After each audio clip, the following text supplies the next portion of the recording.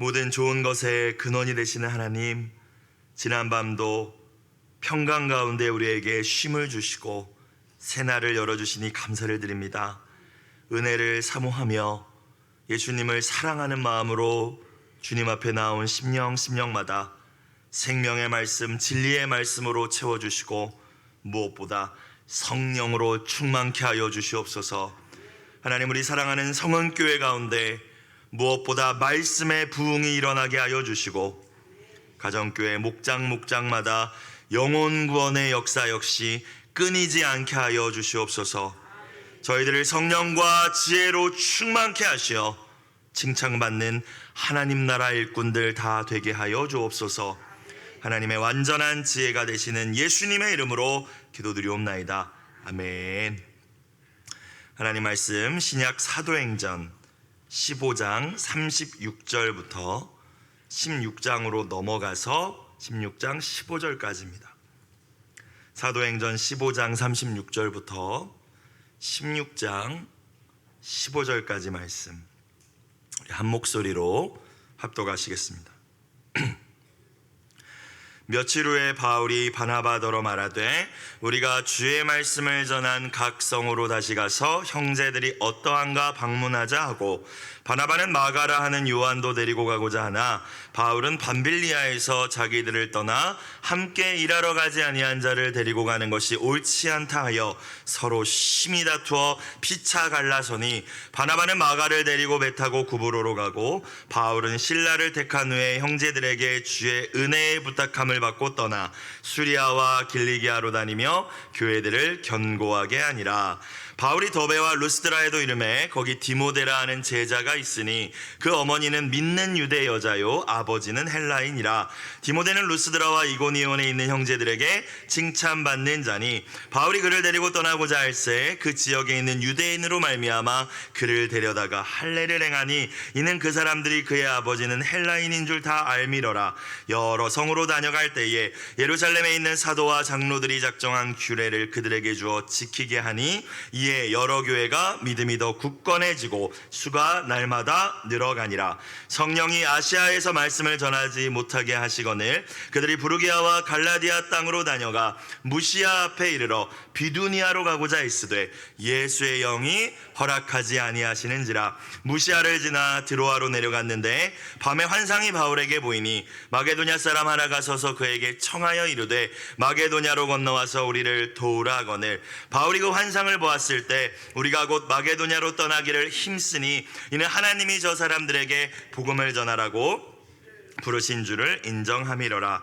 우리가 드로아에서 배로 떠나 사모드라게로 직행하여 이튿날 네아폴리로 가고 거기서 빌립보에 이르니, 이는 마게도냐 지방의 첫 성이요 또 로마의 식민지라. 이 성에서 수일을 유하다가 안식일에 우리가 기도할 곳이 있을까 하여 문밖 강가에 나가 거기에 앉아서 모인 여자들에게 말하는데, 두아디라시에 있는 자색 옷감 장사로서 하나님을 섬기는 루디아라 하는 한 여자가 말을 듣고 있을 때 주께서 그 마음을 열어 바울의 말을 따르게 하신지라. 그와 그 집이 다 세례를 받고 우리에게 청하여 이르되 만일 나를 주 믿는 자로 알거든 내 집에 들어와 유하라 하고 강권하여 머물게 하니라. 아멘.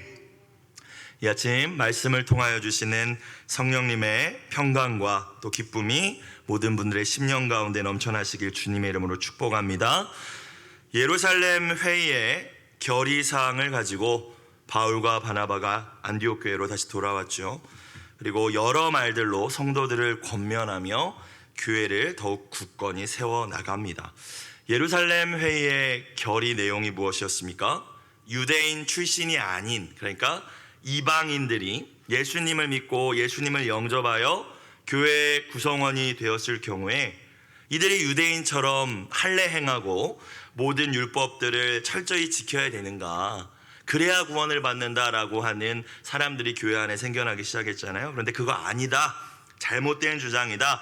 유대인이나 이방인이나 할례가 중요한 게 아니라 복음을 듣고 예수님을 믿음으로 차별 없이 누구나 구원에 이룰 수 있는 것이다 라고 결론을 내리면서, 그렇지만 믿음으로 구원받는 거 맞지만 그러나 이방인 크리스찬들도 최소한 우상의 제물을 먹는 일, 목매어 죽인 것들을 가까이 하지 않는 일, 피를 먹지 않는 일, 그리고 음행을 멀리해야 된다. 그래서 거룩함을 지켜나가야 된다라고 이제 예루살렘 회의에서 결의하고 이제 편지들을 지역 교회, 이방의 교회들에 이제 보내기 시작했습니다. 사도 바울은 자신이 바나바와 함께 이 목회하는 안디옥 교회뿐만이 아니라 1차 전도 여행을 다녀왔잖아요. 바울과 바나바가 이 전도 여행을 통하여서 세웠던 여러 신앙 공동체에도 이 회의의 결정 내용들을 잘 전달하고 싶었을 거예요. 그리고 그들의 믿음이 궁금하기도 했고 그들의 믿음을 더 견고히 해야겠다라고 아마 생각했을 것입니다. 그래서 바나바에게 우리가 지난번에 그러니까 1차 전도 여행 때 복음을 전했던 지역들, 그래서 공동체와 교회가 세워졌던 그 지역들 다시 방문해 보자라고 제안을 하죠. 그것이 오늘 36절 말씀입니다. 며칠 후에 바울이 바나바더러 말하되 우리가 주의 말씀을 전한 각 성으로 다시 가서 형제들이 어떠한가 방문하자 하고, 그냥 복음 전해놓고 끝낸 게 아니라 이제 다시 가서 방문해 보기를 원했던 거예요. 그들의 믿음이 어떤지, 또 그들의 믿음을 견고히 하기를 원했던 것이죠. 바나바는 바울의 제안에 동의합니다. 그러면서 마가 요한도 함께 데리고 가자고 이야기합니다. 여러분, 마가 요한이 누구죠? 1차 전도 여행 때 이 바울과 바나바의 수행원으로 전도 여행 시작할 때, 출발할 때 동행했지만 밤빌리아 지역의 버가라는 성읍에 이르렀을 때 중도 포기해버린 사람이지 않습니까? 예루살렘으로 돌아가 버렸어요. 바나바의 조카이기도 하고요. 마가 요한이, 이 마가가 왜 중도 포기했을까? 여러 가지 해석들이 존재합니다. 본인의 건강이 약해져서 돌아갔을 것이다 라는 의견도 있고요. 바울이 너무 건강이 악화됐는데 옆에서 그걸 보면서 너무 힘들고 또 두려웠기 때문에 돌아갔을 것이다. 환경적으로 너무 어려워서 돌아갔을 것이다. 또는 사역의 주도권이 우리 삼촌 바나바였다가 이 바울로 넘어가는 게 본인 마음에 불편하고 마음에 안 들어서 돌아갔을 것이다. 여러 가지 생각들과 의견들이 있습니다. 뭐가 정답인지는 우리가 알 수는 없죠. 그러나 팩트는 뭐예요? 어떤 이유든지 포기했다는 거예요. 중도 포기했어요. 선교 같이 갔는데 중간에 돌아갔다는 것입니다. 그래서 바울과 바나바의 이 선교 여정에 아마 큰 어려움을 주었었던 것 같아요. 자, 근데 바나바 오늘 등장합니다. 이 바나바의 장점이 뭐예요? 마음이 진짜 넓은 사람이라는 거예요. 그렇죠? 이해심이 정말 깊은 사람입니다. 그래서 사도행전 앞부분에도 나오지만 이 바나바는 사실 이름이 아니잖아요. 별명입니다. 근데 이 별명으로 불렸어요. 바나바의 뜻이 무엇인가요? 위로의 아들입니다. 위로의 아들. 괜찮아, 할 수 있어. 위로의 아들이었다는 거예요. 그럴 수도 있지, 한 번 더 해보자. 이게 바나바였다는 거예요. 그래서 자기 조카라서 지금 데려가자고 하는 게 아니라 원래 바나바가 그런 성향의 사람이고 그가 아직 잘 몰라서 그래. 그가 이번에는 다를 거야. 이번에는 다시 한번 마가 요한 데리고 가자라고 이제 제안을 한 거죠. 자, 그런데 바울이 어떻게 반응합니까? 특별히 사역 초창기의 바울, 사역 말년에 이르러서의 그의 성품은 많이 변화되지만 오늘 본문에 등장하는 이 사역 초창기의 바울은 굉장히 목표지향적인 인물입니다. 열정이 넘치는 사람입니다. 사명이 가장 중요해요. 생명을 걸고 사명을 위하여서 달려가야 된다. 이 생각이 아주 투철한 사람입니다. 그러니까 본인이 생각하는 기준, 선교사로서의 기준에 합당하지 않아? 그러면은 넌 아웃. 이런 생각을 가진 것이 이제 초창기의 바울이었다는 거예요. 그래서 마가에게 한 번 더 기회를 주자, 같이 가자라고 바나바는 아마 계속 제안을 했겠죠. 근데 바울은 단호하게 거절합니다. 37절, 바나바는 마가라 하는 요한도 데리고 가고자 하나. 38절, 바울은 밤빌리아에서 자기들을 떠나, 여기서 떠났다라는 말이 원어로 버리다라는 의미가 있대요. 그러니까 좀 무책임하게 마가가 돌아갔던 것 같아요. 함께 일하러 가지 아니한 자를 데리고 가는 것이 옳지 않다 하여, 사실 이건 옳고 그름의 문제는 아닌데 바울은 그건 아니지 라고 했다라는 것입니다. 본문에 등장하고 있지는 않지만 아마 바나바는 바울을 설득하려고 애썼을 거예요. 당신이 사역 자리도 없고 사람들한테 오해받을 때도 내가 이렇게 해서 이렇게 도와줬던 것도 좀 생각해주고 하면서 계속 회유하려고 했을 거예요. 근데 바울이 막 단호합니다. 안 된다고, 걔는 아니라고. 자, 이에 그 사람 좋은 바나바도 화가 났었던 것 같아요. 39절에 보니까 뭐라고 나와 있어요? 서로 그냥 다툰 게 아니라 심히 다퉜대요. 심히. 물론 뭐 치고받고 싸운 것은 아니겠지만 이 다투다라는 말이 엄청난 논쟁을 했다라는 의미인데요. 계속 논쟁하다가 피차 어떻게 했어요? 갈라섭니다. 그래서 바나바는 자신의 원래 계획대로 마가를 데리고 배 타고 구브로, 키프로스 섬으로 갑니다. 39절에 구브로로 가고라고 나와 있는데 이 가고가 떠나버렸다라는 뜻이 있대요. 그러니까 승질나서 가버린 거예요. 좀 그런 의미의 뉘앙스가 있습니다. 40절, 바울은 누구를 동역자로 택했어요? 실라를 택한 후에, 실라가 전에도 나왔지만 예루살렘 교회 선지자였고요, 예루살렘 회의에서 결정된 내용을 이제 여러 이방 교회에 전했던 그 역할을 했던 사람이었는데 바울이 그때 이 실라를 좋게 봤었던 것 같아요. 그래서 실라를 택한 이후에 형제들에게 주의 은혜의 부탁함을 받고 떠났다. 주님의 은혜가 여러분과 함께 하시길 원합니다. 이렇게 공동체의 파송을 받고 이제 떠났다는 것이죠. 바나바는 화나서 떠나버리고 이제 바울은 실라와 함께 2차 전도 여행을 시작합니다. 50절, 수리아와 길리기아로 다니며, 바나바 간 곳을 따라갈 수는 없잖아요. 1차 전도 여행의 코스긴 하지만, 그래서 육로를 통해서 이제 바울은 선교 여정을 시작하죠. 그리고 교회들을 견고하게 합니다. 이때 아마 자신의 고향 다소도 방문했을 것이다라고 이야기를 하더라고요. 여러분, 우리가 이 부분의 말씀을 통하여서 무엇을 생각해 볼 수 있습니까? 다른 것이 틀린 것이 아니라는 사실을 먼저 기억할 수 있는 저와 여러분이 되시길 주님의 이름으로 축복합니다. 그래서 생각이 다를 수 있잖아요. 진짜 본질적인 문제, 뭐 복음과 진리와 관련된 일이라면 우리가 생명을 걸고 지키는 게 맞습니다. 그렇죠? 그것은 고집 부리는 게 아니니까요. 그러나 다른 것이라면, 틀린 것이 아니기에 언제나 서로 존중하고 내가 먼저 이해할 필요가 있다는 사실을 깨달을 수 있기를 주님의 이름으로 축원합니다. 자, 그러나 때로는 의견이 좁혀지지 않을 수도 있잖아요. 다툼과 갈등이 공동체 안에서 일어나는 일도 있습니다. 자, 그럴 때는 어떻게 해야 됩니까? 그렇다고 해서 사명을 포기하지 않으시기를 주님의 이름으로 축복합니다. 여러분, 우리의 연약함과 인간적인 갈등 가운데에서도 하나님이 우리에게 맡겨주신 그 사명, 하나님 나라가 확장되어 가는 일은 멈추지 않고 계속 이루어져야 할 줄로 믿습니다.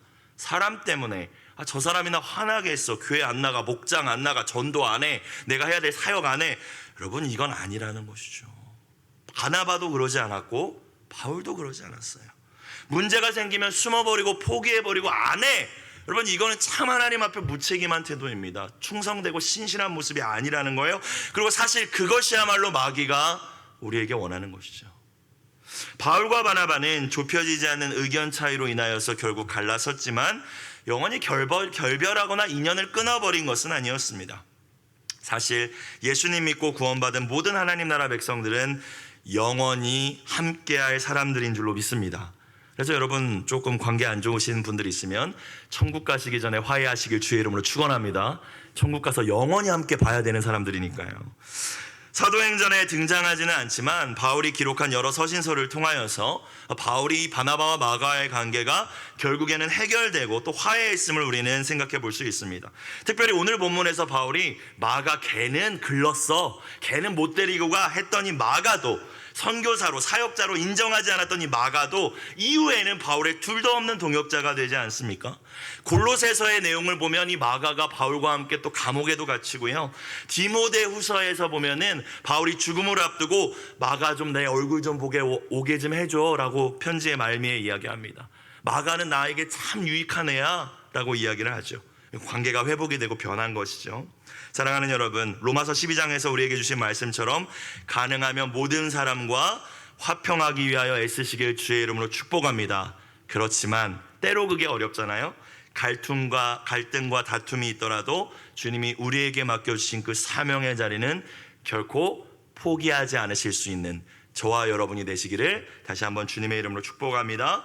자, 하나님께서 이 복음의 사명을 포기하지 않은 바울에게 다른 동역자를 붙여주셨죠. 일단은 실라를 붙여주셨고요, 그리고 오늘 이제 말씀에 등장하는 그의 평생의 동역자가 될 사람, 그의 후배 목회자이자 그가 정말 아들로 여겼던 동역자를 붙여주십니다. 누군가요? 디모데입니다. 디모데. 루스드라라는 성읍의 출신 젊은이였고요, 아마 바울이 1차 전도 여행 때 전했던 복음을 듣고 예수님을 믿기 시작했던 그런 청년이었었던 것 같아요. 자, 1절 다시 봅시다. 1, 2절. 바울이 더베와 루스드라에도 이름에 거기 디모데라 하는 제자가 있으니 그 어머니는 믿는 유대 여자요 아버지는 헬라인이라. 2절. 디모데는 루스드라와 이고니온에 있는 형제들에게 그 교회 공동체 내에서 뭐 받는 자니라고 나와 있어요? 칭찬받는 자다. 우리 지난 주일 본문 말씀에도 나왔죠. 성령과 지혜가 충만하여 칭찬받는 일꾼들, 뭐 이런 표현이 있지 않았습니까? 믿은 지 1년밖에 안 되는 청년인데요, 모든 교회 공동체에 칭찬받았다라고 오늘 디모데를 소개하고 있습니다. 여러분, 물론 우리의 사역과 섬김의 목표가 사람들의 인정이나 칭찬이 되어서는 안 될 줄로 믿습니다. 칭찬받으면 업됐다가, 비판받으면 낙심했다가, 여러분 물론 우리가 인간이기 때문에 그럴 수 있지만 그 간극이 점점 줄어들어야 될 거예요. 오직 하나님께 영광, 하나님께 인정받는 것이 저와 여러분이 하는 모든 하나님 나라의 일의 목표가 되어지기를 주의 이름으로 축원합니다. 자, 그런데요 바울이 로마서 14장 18절에서 이렇게 이야기합니다. 우리가 사람의 인정 때문에, 사람의 칭찬을 위하여서 사역하는 것은 아니지만 바울이 이렇게 이야기해요. 이로써 그리스도를 섬기는 자는 하나님을 기쁘시게 하며 사람에게도 칭찬을 받느니라 라고 이야기합니다. 칭찬을 위하여서 사역할 필요는 없지만 내가 정말 하나님 나라를 위하여서 하나님을 기쁘시게 해드릴 때에 공동체의 인정과 칭찬도 따라온다는 말씀이죠. 여러분, 우리가 함께 사역하는 주변의 동역자들에게 나 자신을 돌아볼 수 있는 기회를 드려야 됩니다. 무슨 말입니까? 그들이 나를 어떻게 보는가 주위에서 생각해 봐야 되는 문제라는 거예요. 그걸 통하여서 내 자신을 성찰할 수 있어야 됩니다. 그것에 연연하라는 말씀은 아니지만 우리가 더 하나님 보시기에 아름다운 사람 되기 위하여서, 더 아름다운 공동체를 세워나가기 위하여서, 사명을 더 합당하게 감당하는 사람들이 되기 위하여서 때로는 누군가의 비판과 누군가 나에게 이야기하는 책망들을 귀 기울이고 나를 들여다볼 줄 알아야 된다는 것이죠.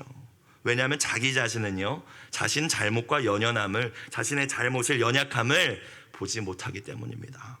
사랑하는 여러분, 지난 주일 또 주셨던 말씀처럼 지혜와 성령이 충만하여 하나님에게 인정받는 것은 물론이고 사람들에게도 공동체 가운데에서도 언제나 칭찬을 받는 여러분과 우리의 자녀들이 되길 주님의 이름으로 축원합니다. 자, 3절. 자, 바울이 이 청년이 얼마나 마음에 들었는지 모르겠어요. 바울이 그를 데리고 뭐 하려고 할세? 떠나고자 할세. 지금 바울은 뭐 하고 있습니까? 선교 여행하고 있잖아요.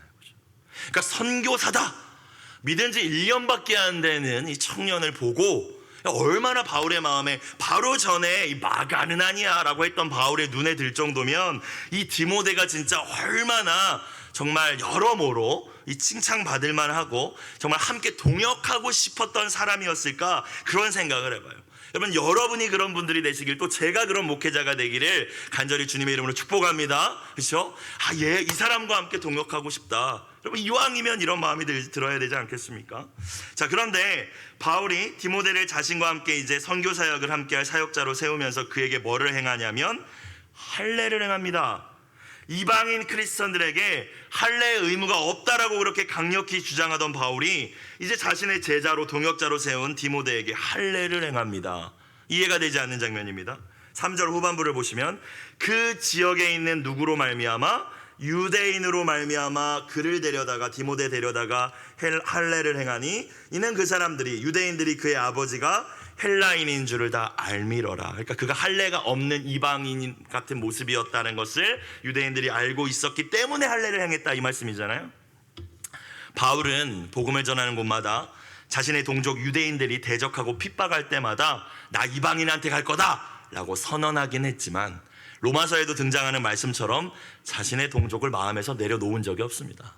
자신이 죽을지언정 우리 동족이 구원받기 원하는 마음이 바울 마음 가운데 있었죠. 그래서 아직 예수님을 믿지 않는 유대인들에게도 계속 복음 전하는 것을 포기하지 않았습니다. 그런데 유대인들은 여러분도 아시다시피 이방인과 상종하지 않았어요. 할례 없는 자들의 말은 귀담아 들으려고 하지도 않았습니다.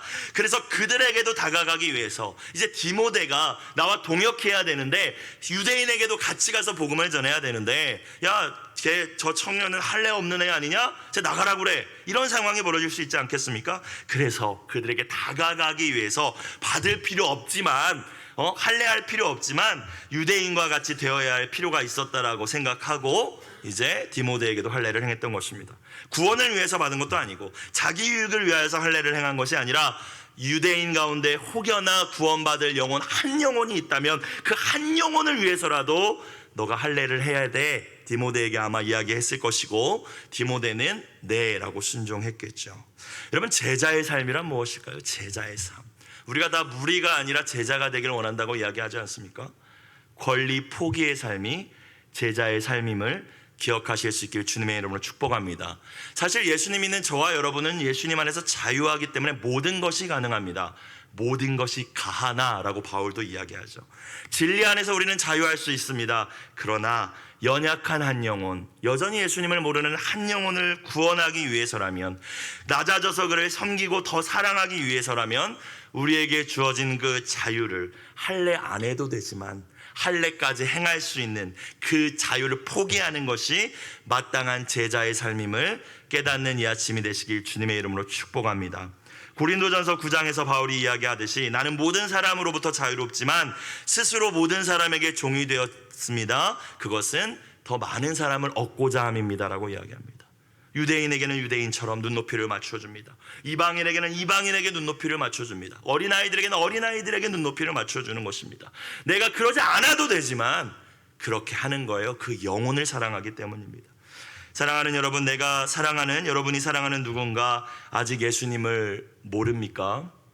그리고 그를 정말 전도하기 원하시나요? 그 영혼이 정말 구원받기를 원하십니까? 먼저 그와 눈높이를 맞추어 줄 수 있는, 그를 위하여 나의 자유를 포기할 수 있는 저와 여러분이 되기를 주님의 이름으로 축복합니다. 사랑이 이해하는 것이라면 이해라는 단어의 영어는 understand입니다. 그의 밑에 서시길 바랍니다. 군림하며 전하는 복음을 듣고 예수님께로 돌아오는 사람은 없을 거예요. 그를 낮아져서 섬길 때에 그의 마음이 열리고 복음의 빛이 그 마음속의 어두움을 물리쳐 주실 줄로 믿습니다. 자, 바나바와는 갈라섰지만 하나님께서는 바울에게 신라를 붙여주셨고 또 디모데라는 새로운 동역자와 함께 걷게 하셨습니다. 사역이라는 길은, 사명을 위한 길은 외롭기만 한 것은 사실 아닙니다. 십자가의 길이 외로운 길이긴 하지만 외롭기만 하진 않습니다. 우리는 같은 꿈과 같은 표대를 향하여 같이 걷는 동역자들이라는 사실을 기억하시고 이 길을 함께 걸어 나가실 수 있기를 다시 한번 주님의 이름으로 축원합니다. 자, 4절, 이제 디모데까지 합류하여서 여러 성으로 다녀갈 때에 1차 전도 여행 때 그 성읍들을 다 돌아다녔겠죠. 예루살렘에 있는 사도와 장로들이 작정한 규례, 예루살렘 회의에서 결의했던 그 내용을 전달하면서 그들에게 주어서 지키게 하니, 자 5절, 이에 여러 교회가 믿음이 더 굳건해지고 수가 날마다 늘어가니라. 이 부흥의 역사가 우리 성은교회 공동체 가운데도 있기를 주님의 이름으로 축복합니다. 여러분, 영적인 부흥과 양적인 부흥은 반드시 함께 오는 것 같아요. 하지만 먼저 선행되어야 하는 것은 영적 부흥입니다. 여러분, 사람들에게 선물 뿌리고 이러면은 여기 꽉 차게 할 수 있을 거예요 아마. 그런데 그것은 하나님 보시기에 원하시는 부흥은 아니라는 것입니다. 그래서 오늘도 5절 말씀을 다시 들여다보시면 일단은 뭐가 굳건해졌대요? 믿음이 굳건해졌다고 이야기합니다. 지난 주일 말씀을 생각해 보면은 제자의 수가 늘어가기 전에 뭐의 흥황이 먼저 일어났대요? 말씀의 흥황이 먼저 일어났다라고 말씀하셨습니다. 우리가 진정 먼저 믿는 저와 여러분이 영적인 부흥과 하나님이 원하시는 성숙을 이루어갈 때 영혼 구원의 열매, 전도의 열매는 자연적으로 따라오게 될 줄로 믿습니다. 교회에 사람을 데려오는 것을 목표로 삼는 것이 아니라 내가 먼저 예수의 제자가 되는 것을 여러분의 삶의 목표로 세우실 수 있기를 주님의 이름으로 축복합니다. 내가 제자가 되었을 때, 내가 성령 충만한 자가 되었을 때 복음을 전하지 말라고 해도 전할 수밖에 없을 거예요. 아니, 말로 전하지 않아도 우리의 삶에서 그리스도의 향기가 흘러나가서 그들이 먼저 물어볼 거예요. 교회 가고 싶다라고 먼저 이야기할 줄로 믿습니다. 1차 전도 여행을 통해 세워진 교회들을 방문하고 바울 일행은 이제 새로운 지역을 향하여 나아가고자 했습니다. 자, 다시 이제 끝났으니까 돌아가자 한 것이 아니라 여전히 복음이 전해지지 않은 지역 우리 다시 한번 가보자. 그래서 바울이 혼자서 여러 가지로 계산을 했겠죠. 이 똑똑한 사람이. 바울이 세웠던 계획은 우선 아시아 지역을 돌아보는 것이었는데, 지금의 우리가 사는 이 아시아를 의미하는 것이 아니라 성경의 아시아는 소아시아, 즉 지금의 터키 지역입니다. 근방 지역이었기 때문에 1차 전도 여행지와 가까웠던 이 소아시아부터 돌아보자 이 계획을 세우고 했는데 하나님의 계획이 달랐습니다. 하나님의 계획은 오늘 말씀을 보니까 유럽으로, 그리스 지역으로, 마케도니아로 건너가는 게 하나님의 계획이었습니다. 아니 가까운 지역부터 다 돌고 거기 가면 될 텐데 하나님의 계획이 전혀 이 바울의 생각과 달랐던 거예요. 그래서 6절을 보니까 뭐라고 나와 있어요? 성령이, 하나님께서 바울이 아시아에서 말씀을 전하지 못하게 하셨다라고 이야기합니다. 막으셨다라는 거예요. 나는 이런 계획을 가지고 있었는데 바울이 하나님 못하게 하셨다는 것입니다. 어떻게 못하게 하셨는지 구체적으로 나와 있지는 않지만 계속 막으셨다라는 이야기겠죠. 어쨌든 길이 안 열렸다라는 이야기일 거예요. 그래서 바울이 할 수 없으니까 소아시아 지역을 못 가고 그 근처만 돕니다. 자꾸 부르기아 지역, 갈라디아 지역을 막 돌아다닙니다. 1차 선교 여행지를 중심으로 여러분 지도를 좀 보시면 알겠지만 이제 그 주변 지역이에요. 자, 7절 무시아 앞에 이르러 무시아라는 지역에 갔어요. 이번에는 이제 그래서 좀 틀어봅니다. 소아시아가 자꾸 안 열리네. 비두니아로 가봐야겠다. 비두니아로 가고자 했으되 이번에도 성령님이 예수의 영이 어떻게 했대요? 허락하지 아니하시는지라. 자꾸 막히니까 저 같았으면 낙심했을 것 같아요. 하나님, 제가 제 자신을 위해서 지금 이렇게 선교 여행하는 겁니까? 왜 이렇게 길을 안 열어주십니까? 제가 개척 준비할 때 그랬거든요. 왜 이렇게 하나님 개척의 길이 안 열립니까? 라고 이렇게 막 원망 섞인 기도를 드린 적도 있었는데 지금 바울도 아마 그런 상황이었던 것 같아요. 다 막히는 거예요. 안 되는 거예요. 자, 8절 무시아를 지나서 항구 도시인 드로아로 내려갑니다. 그런데 이 드로아에 바울이 있을 때 이제 때가 되었나 봐요. 가르쳐줄 때가 된 거예요. 하나님은 다 미리 알려주시면 좋을 것 같은데 여러분 그렇게 알려주시지 않습니다. 한 스텝 한 스텝, 한 걸음 한 걸음 가르쳐 주시죠. 환상을 통하여서 이제 바울이 다음에 가야 할 명확한 선교지를 보여주십니다. 9절 밤에 라고 나오죠. 그러니까 밤에 바울이 뭐 했을 거예요? 안 열리니까 기도했겠죠. 여러분 사방에 우겨쌈을 당한 상황에서 밤에 기도할 수 있는 여러분 되시길 주님의 이름으로 축원합니다. 그러면 그 영혼의 밤은 기쁨의 새벽으로 바뀌어지게 될 줄로 믿습니다. 밤에 환상이 바울에게 보였습니다. 아마 자신의 계획이 계속해서 좌절되자 아마 밤을 새면서 기도할 수도 있었을 것이고 아마 기도했겠죠. 마게도냐 사람 하나가 환상 가운데 그에게 보였습니다. 그에게 청하여서 마게도냐로 건너와라, 그리스로 건너와라, 유럽 쪽으로 건너와서 우리를 도와달라고 이야기합니다. 자, 10절 바울이 그 환상을 보았을 때에 우리가 어떻게 곧 마게도냐로 떠나기를 힘쓰니 하나님 뜻 이거구나. 순종하는 거에 지체했어요? 안 했어요? 안 했다라는 것이죠. 곧 바로 모든 나의 계획들 소아시아 전도해야지 아니면은 비두니아 지역 가야지 내 생각들 다 내려놓고 하나님 마케도냐 넘어가기를 원하시는구나. 네 하고 마케도냐 가기를 힘썼다라는 거예요. 이는 하나님이 저 사람들에게 복음을 전하라고 우리를 부르신 줄로 인정함이라. 자, 11절 우리가 드로아에서 이제 마케도냐 지역으로 가고자 했습니다. 배로 떠나 사모드라게로 직행하여 이튿날 네아폴리, 마케도냐의 항구 도시예요. 넘어간 거예요. 이제 이튿날 네아폴리로 가고 11절 한 절을 보면은 그냥 배 타고 갔나 보다라고 이해할 수 있는데 사모드라게는 중간에 떠있는 여러분 지도를 좀 보세요. 그럼 더 재밌어요. 성경이 사모드라게는 이 바다 가운데 떠있는 섬이거든요. 근데 뭐라고 되어 있습니까? 11절 다시 보면 사모드라게로 직행했다라고 되어 있어요. 그리고 그 다음날 하루만 걸려서 마케도니아의 항구 도시 네아폴리에 도착했다라고 나오죠. 여러분 이 해협이 풍랑이 어마어마했다고 합니다. 거리상으로 먼 거리는 아닌데 직행할 수 없었던 길이라고 해요. 하루 만에 건너갈 수 있는 해협이 아니었다라고 해요. 뭘 우리에게 가르쳐 줍니까? 우리가 하나님의 뜻에 순종할 때 모든 막혀있던 것은 열리고 순적한 길을 주님께서 열어주신다는 사실을 기억하실 수 있기를 주의 이름으로 축원합니다. 도저히 그렇게 갈 수 없는 길을 순적히 순풍을 주셔서 가게 하셨다는 거죠. 12절 거기서 빌립보에 이르니 이는 마케도냐 지방의 첫 성이요 복음이 전해진 첫 성읍 또 로마의 식민지라 이 성에서 수일을 유하다가 로마의 식민지라고 했을 때 우리는 일제 식민 치하를 생각해서 뭔가 어려움을 생각하는데 로마 황제에 대해서 아주 열렬히 황제를 숭배하고 충성을 다짐한 도시였기 때문에 황제가 더 예쁘게 보았던 곳이다라는 뜻이에요. 그러니까 복음을 전하기가 더 쉬웠겠어요? 어려웠겠어요? 어려웠겠죠. 황제한테 아주 미쳐 있었던 도시다 이런 뜻입니다. 그래서 황제가 세금도 감면해주고 이 도시 사람들을 아주 좋아했다. 그러니까 이 도시 사람들은 황제가 신이었다라는 거예요. 그게 빌립보였습니다.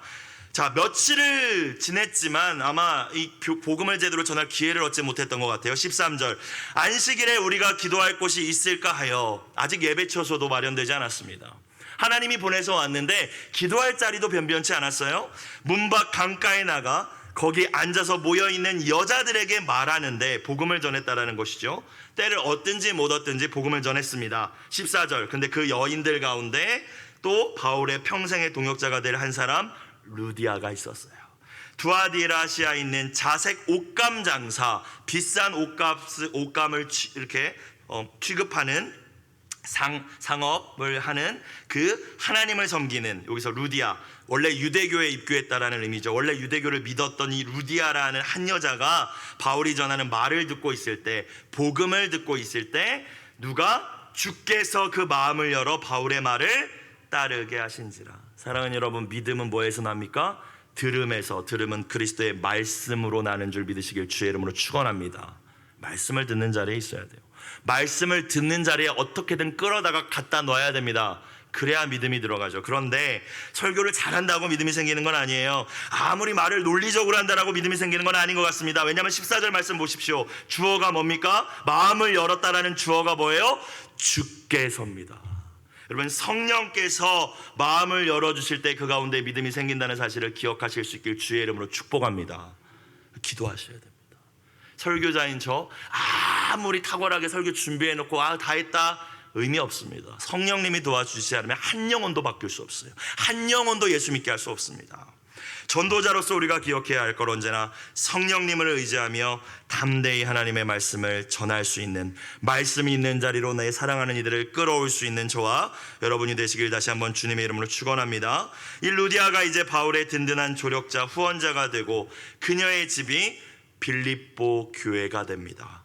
이제 유럽 선교, 마케도니아 선교의 전초기지가 되죠. 다 막힌 것 같았었는데 하나님이 열어주셨고 하나님이 만나게 하셨습니다. 마지막 15절, 그와 그 집이 다 세례를 받고 우리에게 청하여 이르되 만일 나를 주 믿는 자로 알거든 내 집에 들어와 유하라 하고 강권하여 머물게 아니라. 우리가 하나님 나라와 의를 위하여 애쓸 때에 사람들에게 아쉬운 소리 하지 않게 하십니다.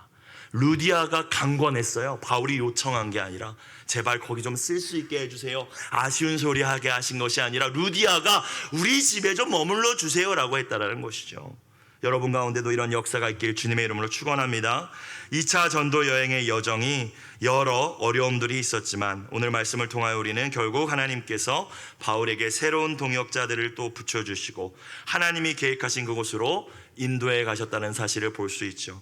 오늘 매일 성경의 기도 제목, 주께서 제 길을 막으실 때 더 선하고 놀라운 계획을 신뢰하며 신실함을 놓지 않게 하소서. 여러분이 갖고 있는 계획이 자꾸 막히십니까? 그게 아닌 길로 자꾸 인도하시는 것 같습니까? 주님을 신뢰할 수 있는 여러분 되시길 주님의 이름으로 축복합니다. 기도드리겠습니다. 사랑과 은혜가 풍성하신 아버지 하나님, 사람이 계획할지라도 그 길을 인도하시고 이를 성취하시는 분은 하나님이심을 믿습니다. 나의 뜻과 계획만을 고집하지 않게 하시고 더 높고 완벽한 하나님의 뜻을 구하고 그 하나님의 인도하심에 순종케 하여 주시옵소서.